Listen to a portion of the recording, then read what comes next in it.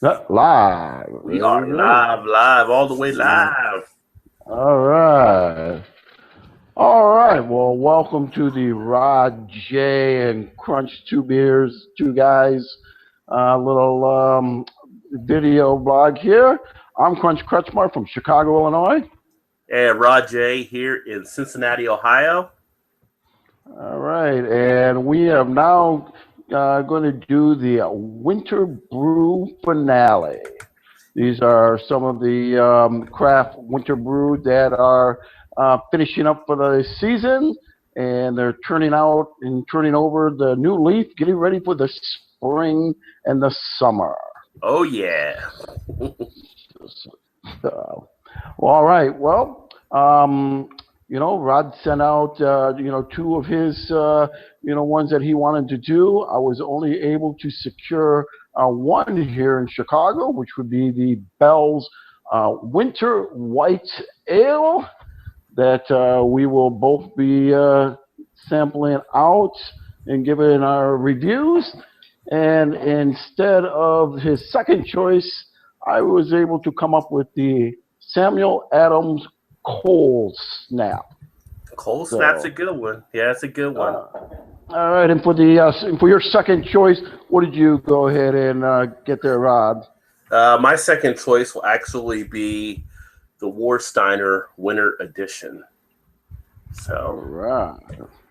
Yeah, I was looking for that over here in Chicago. Was unable to find. Did find it on that great app that you had the beer menus, but unfortunately, when I got to the places, they were mhm. already sold out. So Yeah. uh, It's the way it goes.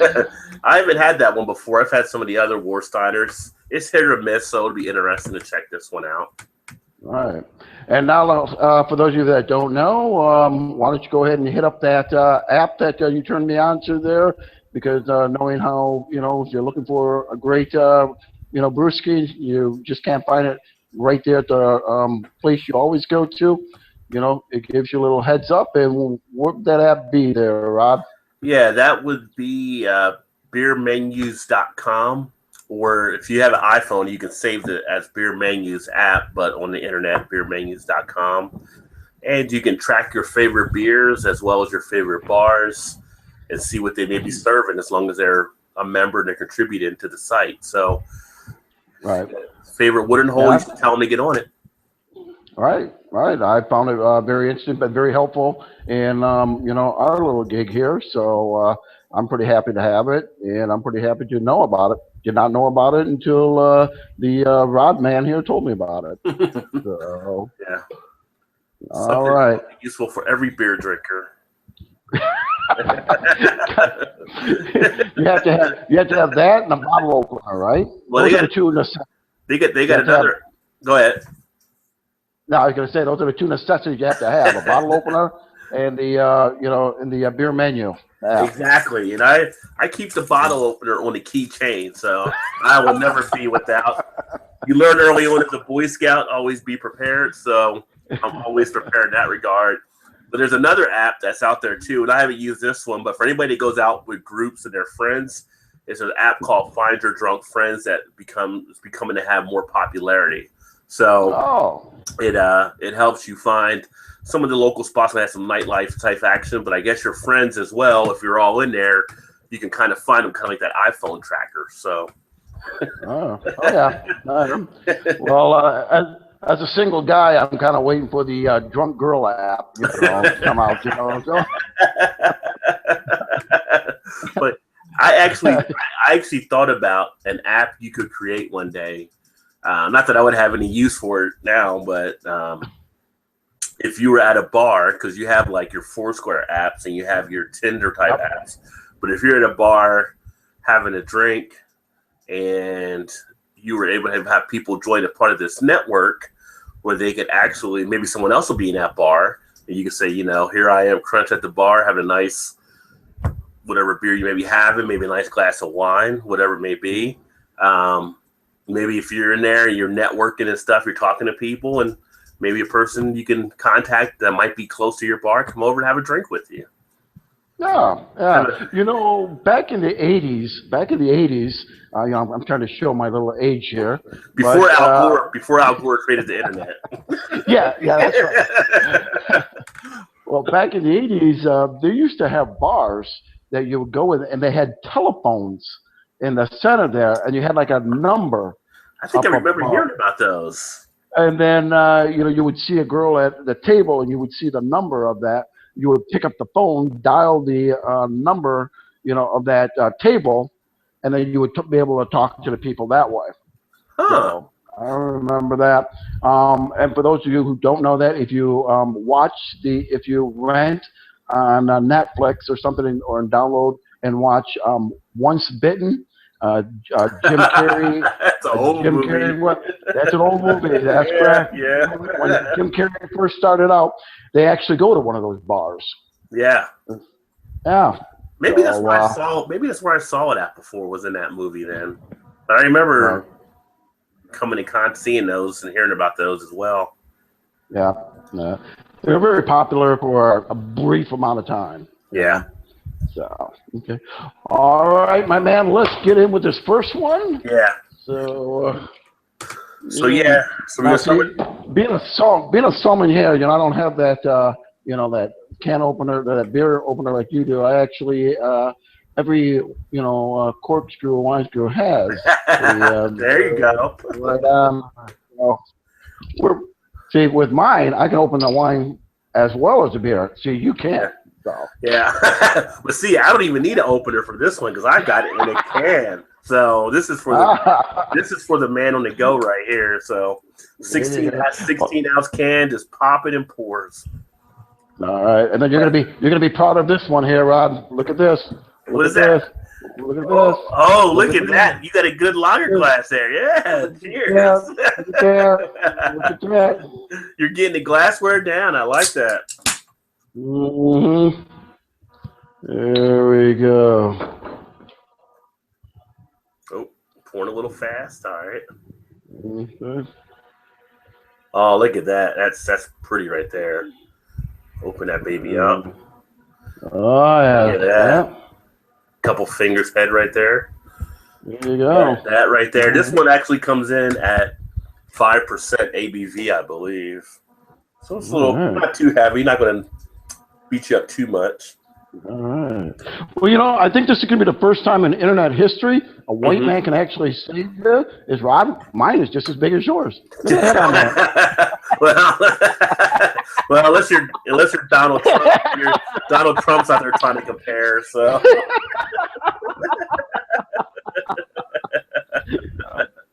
All right. Yeah. So yeah, well, that's very nice. Yeah, unfiltered. Mm-hmm. Really nice golden color, golden yellow. Right. It's kind of got that wheat ale kind of look on it, and the head. It's a little clear. You can actually see the sign, you know, almost through the. Now, see, yours is clearer than mine. I have a chill on mine. Yeah. All right. But the head is a nice head on it too. Nice rockiness. Oh, that smells great. Yeah, it does. Are you getting really good aroma? Are you getting lemon out of there? Yeah, you know, that was the first thing that came out of my mind right there. Oh, yeah. Lemon. Oh, that's really good. I like that. Sweetness from the malt. What's the IBT? Yeah, what's the IBT in this one? The IBU, I didn't see where it was listed out here. They don't have it on the can. They just have the ABV listed. Right. But I'm gonna say something like this. You're probably at an IBU, probably in the teens or maybe 20 at the most, because it's going to be more of a malt forward type beer, kind of like a wheat ale. So your hops are going to be not as strong. Wow, that smells. You know what you're going to find out? This is going to probably smell close to that cold snap you have. Probably, yeah. That is a really nice smell. And Bell's does such good stuff with their beers. It's amazing. Well, and the bubbles are really nice and tight. Just a nice flow right up on there. Yeah, I'm already getting some of the lacing. I'm already getting a little bit of lacing on it from the head going down as it is. There you go. It's lasting around there. Well, can't smell it all. We got to drink some of it, right? There you go. Oh, that's crisp. Yeah. Wow. That's it. That lemony lime taste on Yeah. there. I get the tartness right on the Mhm. side of my tongue, on the right here on the outside of my tongue. Right. You That get nice that, tartness and you get that little bit of that whatever hops that are in there. You get them on the tip of your tongue, right but on then the tip. on the back flavor, on the back end, the flavor, you don't have any hops or any bitterness really. It just Mm-hmm. it's so crisp and refreshing how it breaks off after that initial taste. Oh yeah. Mm. This would really go good with a nice type of a burger. I want Oh one that's yeah, one that's going to be basically like a medium rare in between yeah, a more of a medium rare, something where you still have the grizzle, and the yeah. fatness to it. This would really come in with the juices. I This kind of would look. really play a good game. I kind of think of if you go to BW3 or something like that, something Mm-hmm. like their Asian Zing wings, where it has that little Mm. kick. That this might be something that would actually settle in nicely with it. Right. It'll calm down the kickness Hmm. of it and stuff. But still put on the nice sweetness of it. Right, That's good. but a burger, man, a burger would be definitely Yeah. great with this one. Yeah. So I Yeah. wonder why I got more chill haze than you did, unless mine's is just a little colder. But I kind of like that. I like having a little bit of haze. Now it's unfiltered, Mm-hmm. so Right. it shouldn't be as clear Right. because it has bottle conditioning. So Wondering if maybe because yours is canned and that mine's could be it. bottled. That could be it. Because what really is a can? It's a little keg. So I do like canned beers because people There complain you about go. canned beers. I'm like, canned beers, all they are little kegs. That's all they are. That's it. That's it. Mm. But you talk about breaking out of winter and breaking into spring. You got the Right. grill going. You got the burgers on the grill. You got maybe some of the other stuff to go along with it. And this is Because a good this beer. is not too right because it's not too light, which Yeah, is going to go ahead and throw you right into the summer. But it's not too thick neither, which is gonna make you think more like the stout. How you would like something more heartier and thicker for the winter time. This is right. actually a good. This is a good transition. It's a nice Where medium it's body. got the little right. It's got that weight to it, but then it also has the lightness, towards the end there to bring you in, kind of like a nice transition into a lighter style, Yeah. beer. So that's good. Good.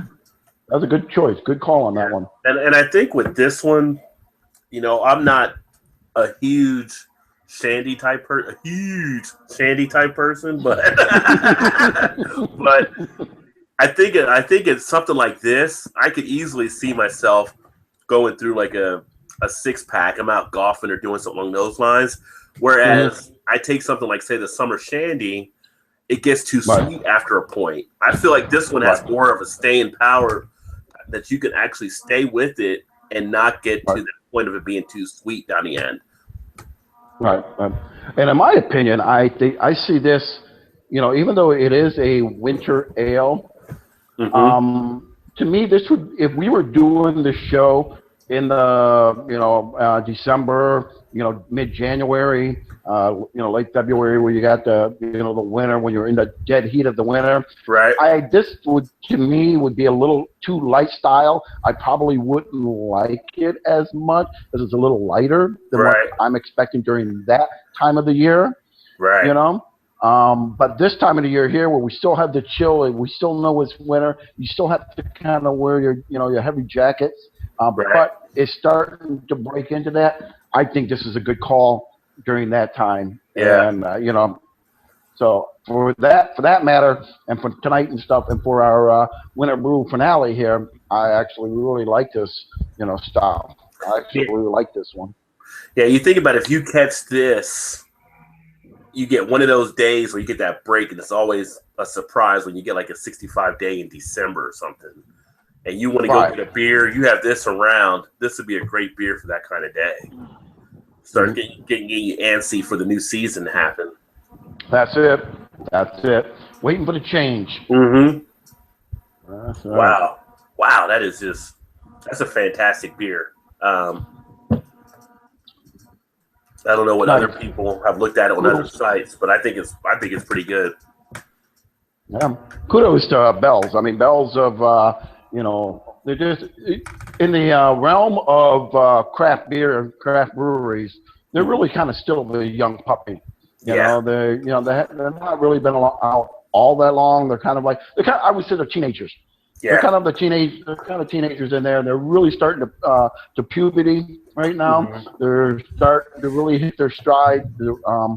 For a while, I think I told you about this. We had a big problem here in Chicago with the Bells.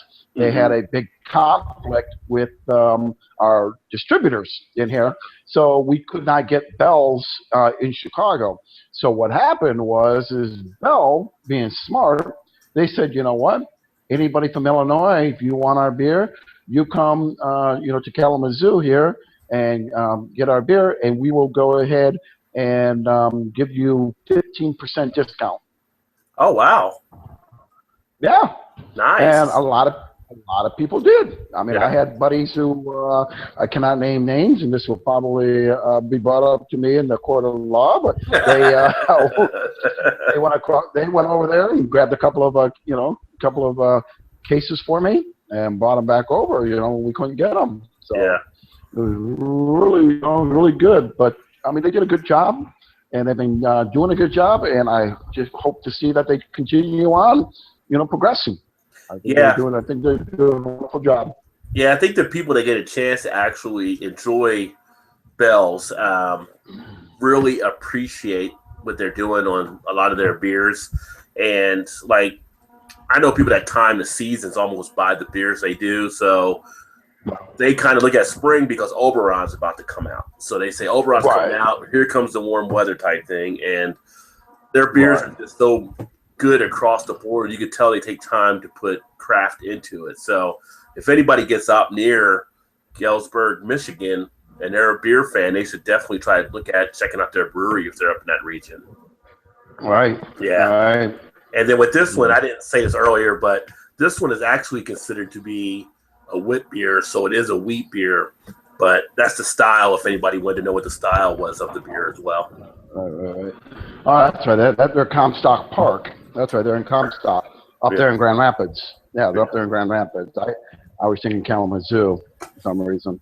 Yeah. So, yeah, I should know that I dated a girl from Comstock 1 year. Moved up over there. That's Comstock.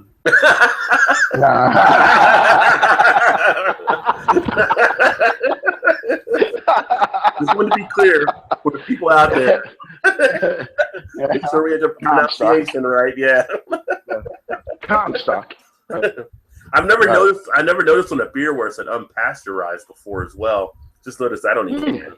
So that's the artwork for people that might be checking out the video, but kind of a neat little artwork of the winter landscape. So yeah, big fan of Bell's. Big fan. Yeah. I think with that landscape and showing that's where you got to plug in the Michigan.org advertising. Yeah. And Michigan has a lot of stuff going on. Oh yeah, and do they or do they not have a great tourism advertising? I love that. I love that Michigan.org. They really did a good job. And they, each little different areas of Michigan as well as Michigan itself. That was really nice. Yeah, we get a lot of their advertising down here. A lot of the people will go from here up to Michigan, especially during the spring and summertime. They got a lot of golf courses. So any golfers out there, it's a great state to actually golf in. So a lot of times we'll see a lot of their advertising for that. No, that's good. Now you golf yourself? I golf. Maybe I take a tour around the course. Maybe it's nature walking, whatever it may be called. But no, I golf. I have buddies that have played on golf teams, and they told me if I were to golf consistently, I would be like close to a scratch golfer probably. You know, I can go out there and I can birdie a hole and come back and double or triple the next one, depending on what the beer. I found out when I drink a little bit more beer, I get a little more relaxed. I play a little better. But if I go over that line, things get a little crazy. So,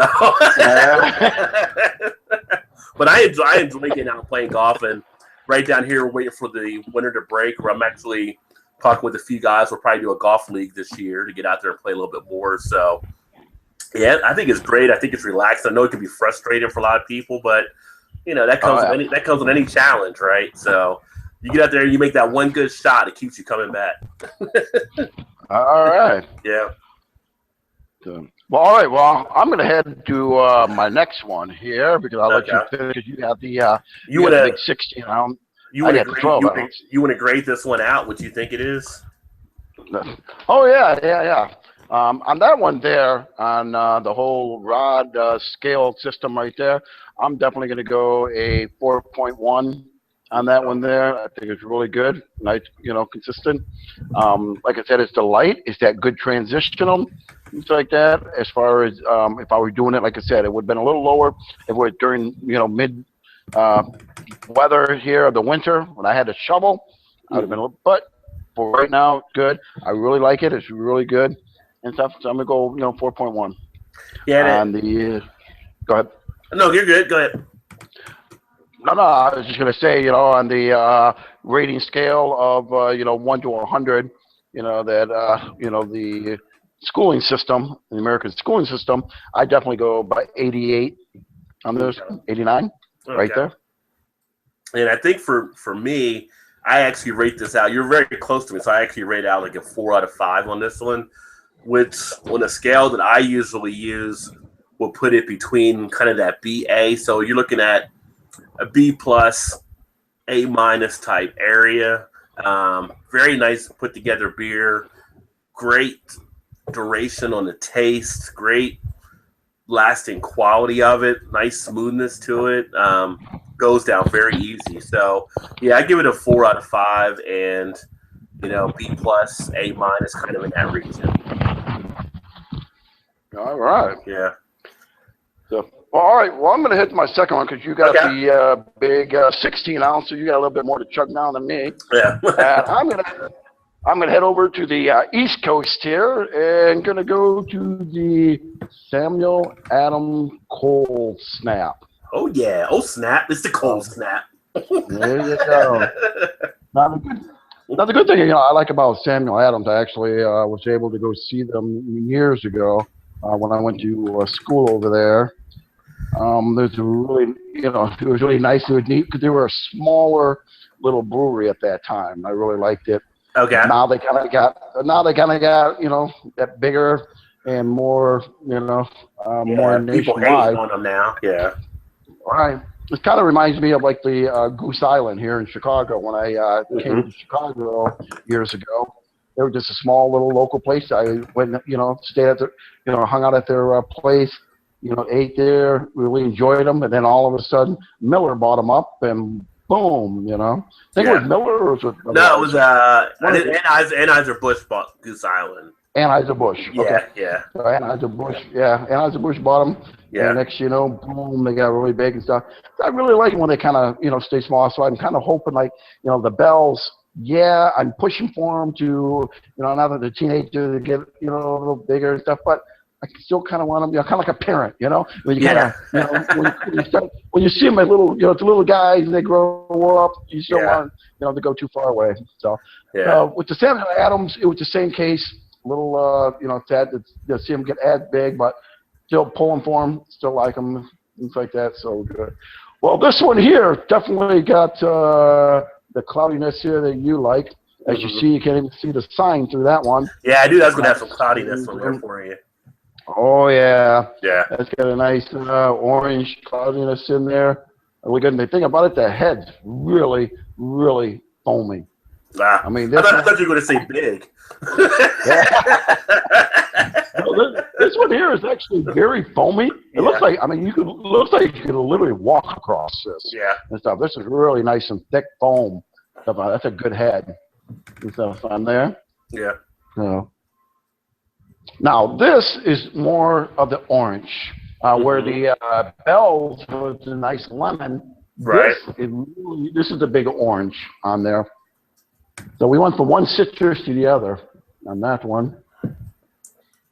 Mmm, that's really good. I mean, it's just Yeah. really floating in the air. I can just kind of sit there. I don't have anything on my nose, so yeah, I can just smell it right from here. So it's really opened up. It's really Comes out good. of the glass nice, right? Mm-hmm. Oh yeah. See, that's a little bigger. Yeah, we got 5.3 alcohol on this one. Right. It's a little bit more. You could actually, I mean, just those point 0.3 for those who aren't really familiar with their alcohol percentage. That point 0.3, you can really taste the difference. Okay.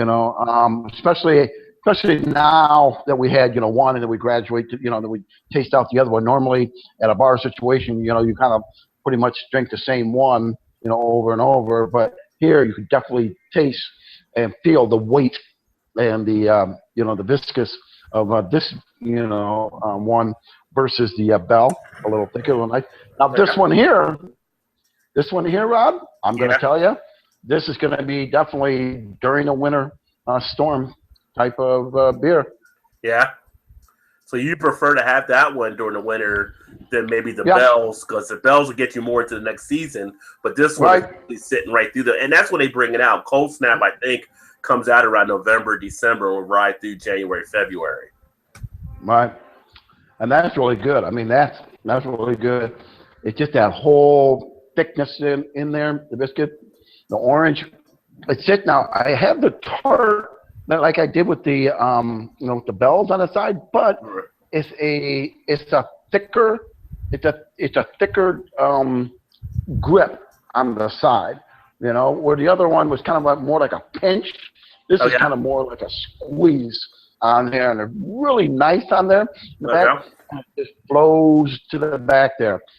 That's got a really nice finish on the end there. I think if Just I flows remember right with through the thing. that one kind of gets up into your cheeks a little bit too, right? Like you feel it Oh yeah. really getting Well, around. it gets up into your gums, definitely. Mhm. Definitely gets up into your gums. I feel that. Now this here, if you're gonna have a burger with this at the bar, you know what? You better have some damn bacon on it. This thing here, this thing here would definitely cut in with the bacon grease Yeah. on there and some cheese. Yeah. This would be good. I think the bells it would have been a little bit too light if you had the Yeah. cheese and the bacon on there. But with this, with this cold snap Samuel Adams, oh yeah, Well, definitely gonna grip right through it. let me ask you this then. So, because you have the orange, so you're getting led with some of the citrus flavor. How Yep. about if you were to have that, like some of the restaurants we have down here will have Hawaiian burgers. So you'll have a burger with some Oh, pineapple on it. You think that would that's go right. well? You think that would kind of go This, well with that one? yeah, yeah. I didn't even think about that. The Hawaiian Yeah. burgers, right? Yeah. Oh yeah, that would Yeah. definitely go in there. Because you got the Hawaiian and you got the pineapple and the bacon on there. Right. Right. Right. Or even So some of once the again, even the Hawaiian pizza possibly that you have too. there you Yeah. go. That would be a good one. Yeah. Oh, that reminds me. I can make a delivery call. You would test that theory tonight, huh? Mm-hmm.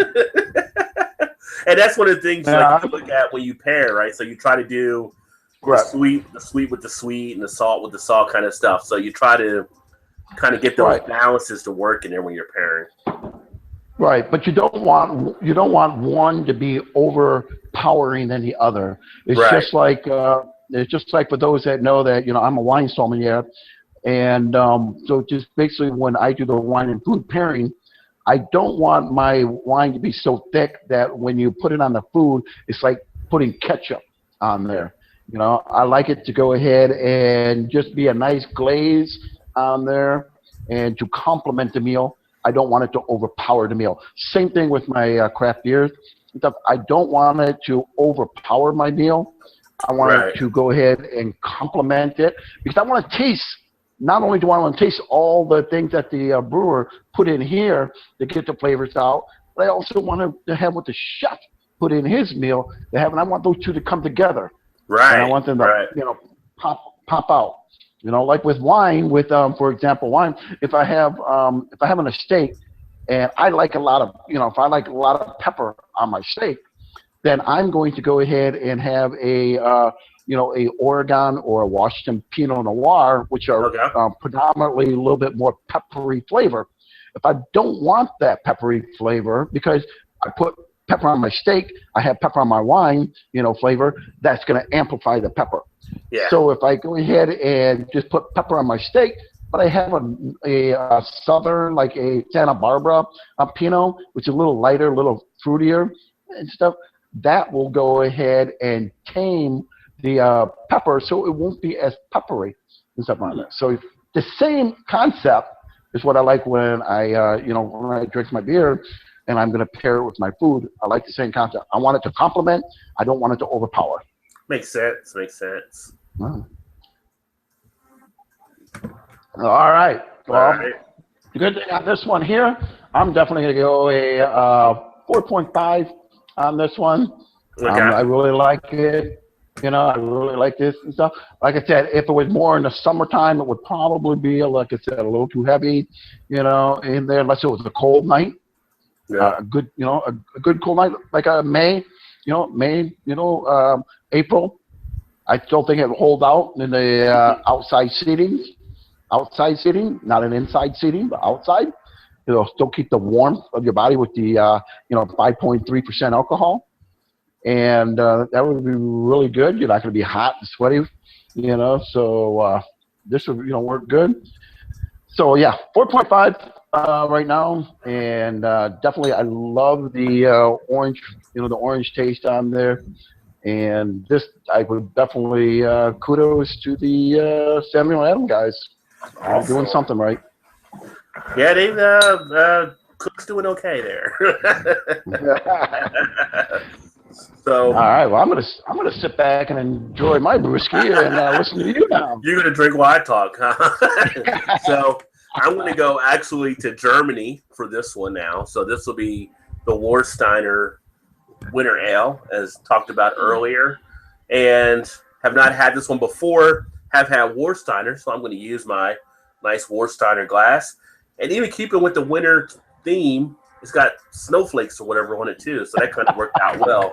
So go ahead and get this baby open and get that put in here. Now this is actually considered to be a Marzone, so usually a lot of people associate that with Oktoberfest type beers. There you go. Oh, that's nice. So there we go. We get it in glass. Easily got out a 2-finger head, so it came out real nice. I'll get it back here.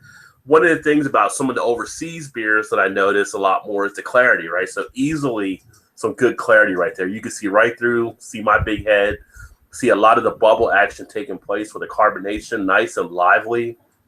The head's a nice, barely off-white head. Get it to the light. It's got that deep amber color, all the activity taking place, a really nice looking beer, and this is what you kind of expect when you're drinking a German type beer. As far as the aroma, definitely getting a nice sweetness out of it, mostly led by the malt. So this one actually comes in at a 5.6% ABV, so I guess it's the bigger one of the nights. Don't have the IBUs listed, but it's more of a malt forward beer. So I'm getting some of the caramel type, molasses type smell from the malts. Not getting much of the hops. The funny thing is it has kind of a funkiness to it, if I can call it that. And what I mean by that is almost like an impression of a dog treat or something along those lines. Kind of a weird yeasty type smell that if you have like a pet dog, sometimes some of the snacks you give, it hits me like it's a milk bone, the kind of aroma that you're getting out of it. But very. Well, I'm glad you said aroma instead of the flavor, because then I would have asked how you would have known the flavor. But it's here we go. But it's got you got the bread, you got the yeast, you got very yeasty type smell coming out of this one. But that's really all on that end. Really, not much of the hops coming out. So as far as the taste,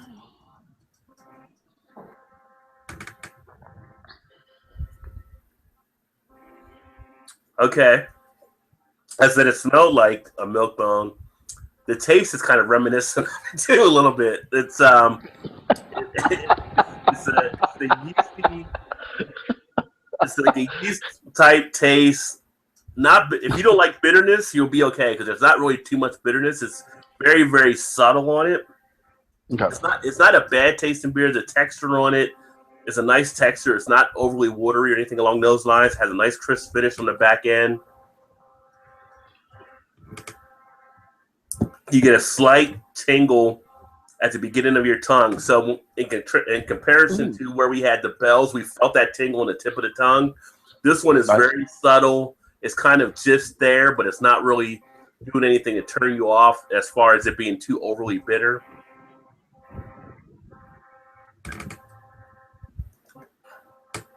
As far as any of the flavors inside the mouth, they're very subtle. It's considered to be a medium body. I would consider it more to be a light to medium body. It doesn't hold as much there on the tongue. The duration on it is kind of, I consider maybe short to average as far as how long that flavor lasts around. You know, when I stopped drinking that winter ale while you were talking before I opened this one, I was still getting that flavor from the winter ale. I don't think I'm going to have that as long as on a beer like this.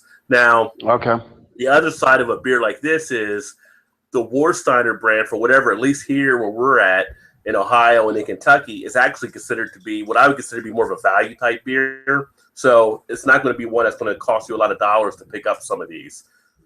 So I don't know if it's a lower valued one out of Germany or not, but some of the other beers, they do have some good beers mixed into their collection. It's definitely one that is worth a try. I mean, they've been brewing beer since 1753, so I always like checking out a lot of the older breweries, kind of getting a taste of what it was back then and what we're doing now.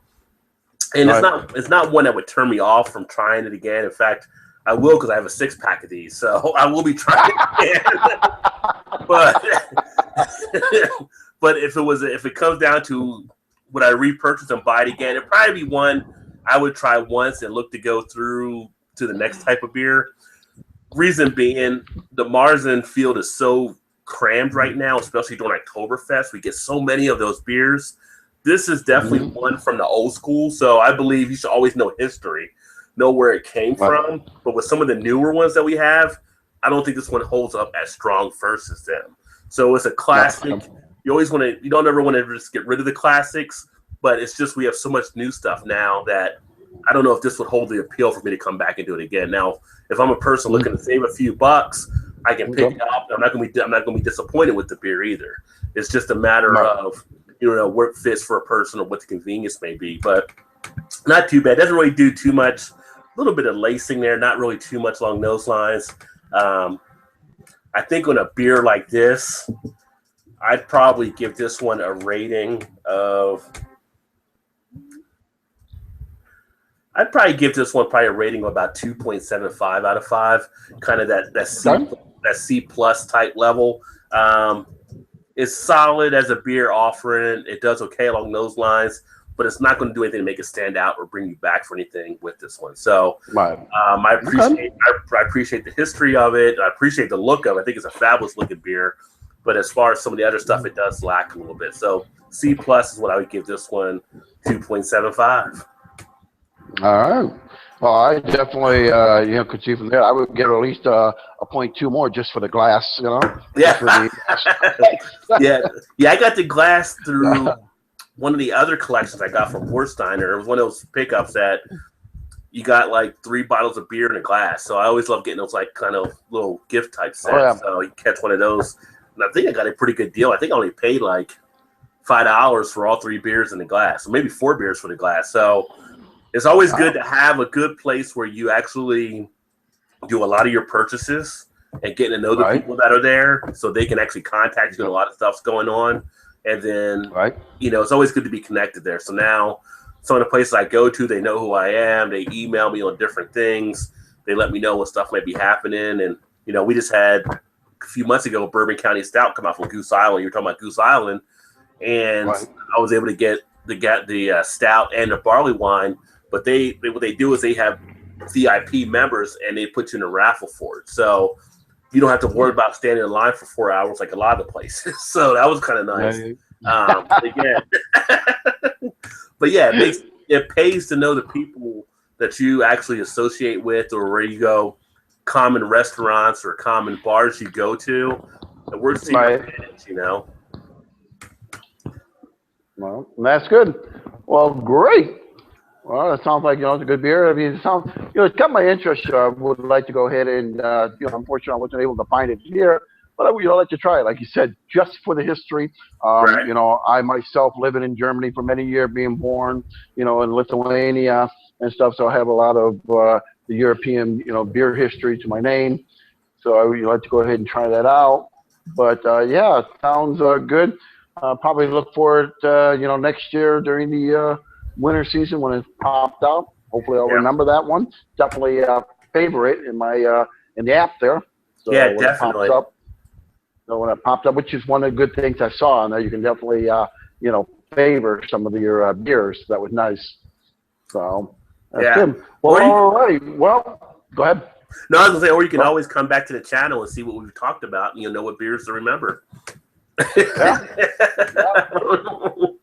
Well, that's true. Well, like I said, on the app there, they give like a pop-up notice. They'll let you know like when it comes into one of your favorite places. Right. So that was kind of. Oh yeah, that's a good thing with the Beer Menus app you're talking about. Yeah, it'll send you an update to let you know when you're following. Right. Yeah. And so, like I said, I definitely like to, tap that in, because it's not something I'm going to be out running around for. So I don't want to save it like to every single play. But the ones that I normally go to, I would like to go ahead and save it there. And if they get it, send me a notice, and definitely go and remember and go try it out. And then I can come back. I can come back to the Rod J Beer Venture, video and watch it and see if I concur with what you're putting up tonight. Yeah. Oh, I forgot to say, like, something like, as far as like pairing with this one, it's kind of a simple beer along those lines. But, we talked about burgers earlier. I think this one can work with a nice burger. But another one that popped in my head is something, because you have this more during the winter months, a nice bowl of chili.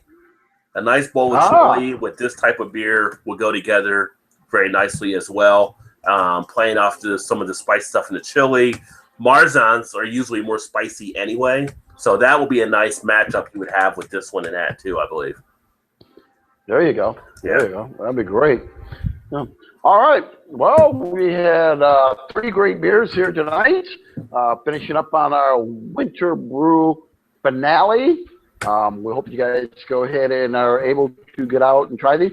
And remember, you can always hit up Rod J Beer Ventures here. Find out what we're trying out for that week, and feel free to join in with us. So we'd definitely like to have you. Definitely like to have you come in, be part of the crew.